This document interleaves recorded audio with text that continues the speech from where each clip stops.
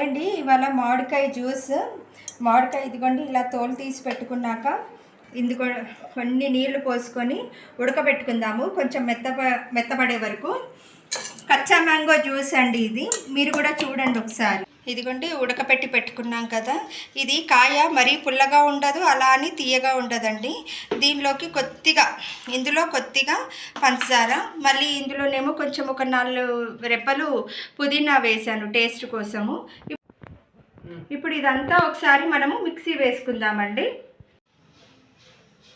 ఇదిగోండి కొద్దిగా చాలు పంచదార. ఇదో చూడండి మిక్సీ అయ్యింది.